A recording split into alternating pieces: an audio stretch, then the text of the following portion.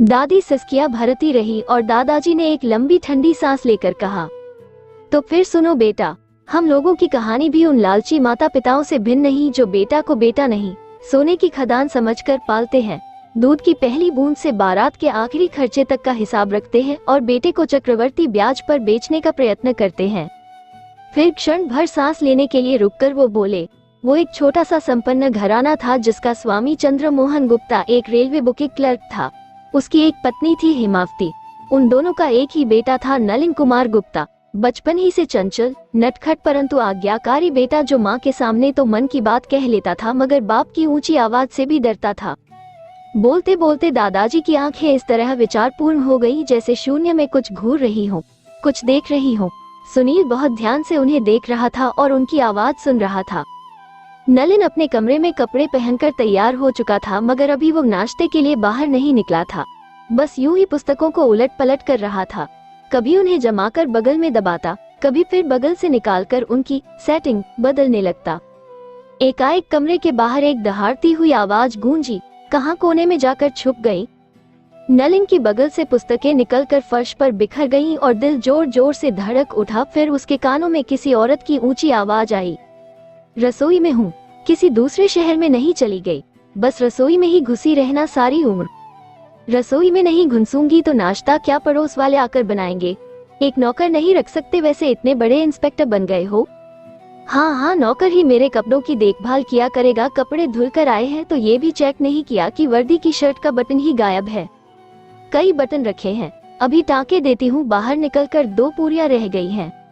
बेटा पढ़ लिख रहा है, जब नौकर हो जाए तो रखवा लेना 2-4 नौकर।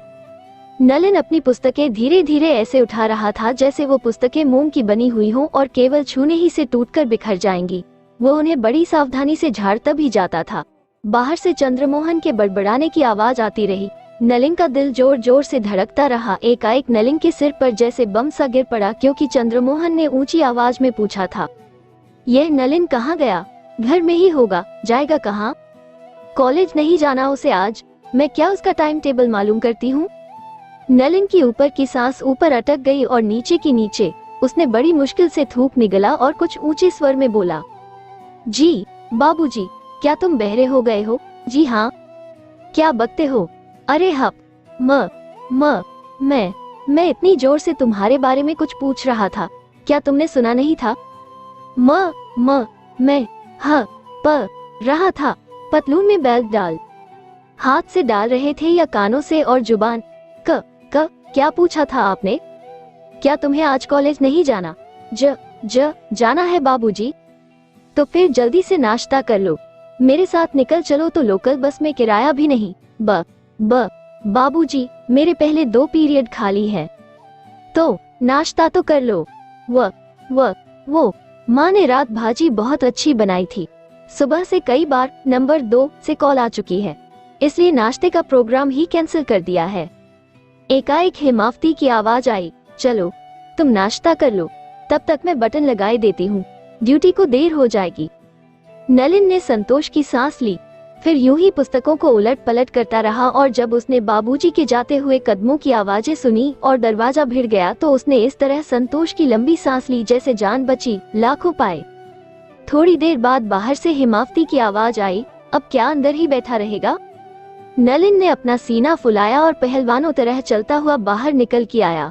हिमावती ने उसे देखा और मुस्कुराहट को रोकने का प्रयत्न करती हुई बोली, क्या पहलवान बना हुआ निकल रहा है? माँ, मैं शेर का बेटा हूँ, शेर का। थोड़ी देर पहले किसका बेटा था? बेटा तो शेर का ही था, मगर शेर के सामने क्या शेर का बेटा टिक सकता है? अच्छा चल नाश्ता कर ले। नलिन बैठकर जल्दी जल्दी नाश्ता करने लगा तो हिमावती ने कहा, अरे घोड़े पर क्यों सवार है? कौन सी तेरी गाड़ी निकली जा रही है?